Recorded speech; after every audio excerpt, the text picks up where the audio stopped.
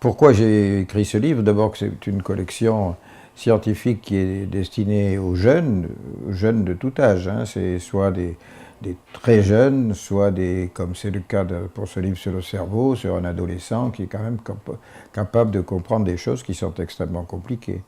Alors c'est ce qu'on appelle un ouvrage de vulgarisation qui s'adresse à la jeunesse. Et évidemment, c'est très difficile de simplifier. C'est peut-être la chose la plus difficile au monde, quand il s'agit en plus de décrire et d'expliquer comment marche une des choses qui est probablement la chose la plus complexe de l'univers. Un objet comme le cerveau qui contient des milliards et des milliards de cellules qu'on appelle des neurones, avec des voies qui passent dans tous les sens, c'est plus compliqué que tous les moindres agents d'ordinateur ou de choses comme ça. C'est affreusement compliqué, c'est terriblement compliqué.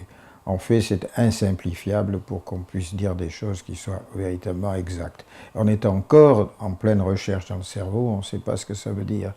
Qu'est-ce qui se passe quand on pense, qu'est-ce qui se passe quand on fait une action, où est la mémoire, pourquoi il y a la mémoire, quand il y a une activité d'un certain groupe de cellules sur ce cortex qui est la partie superficielle du cerveau, qui est construite de sillons, de circonvolutions dont on croyait que c'était rien, que ça n'avait pas de sens, mais dont on sait aujourd'hui que chacune de ces circonsolutions correspondent des fonctions qu'on a pu nommer, qu'on a pu décrire. Et donc, c'est très difficile de l'exprimer simplement.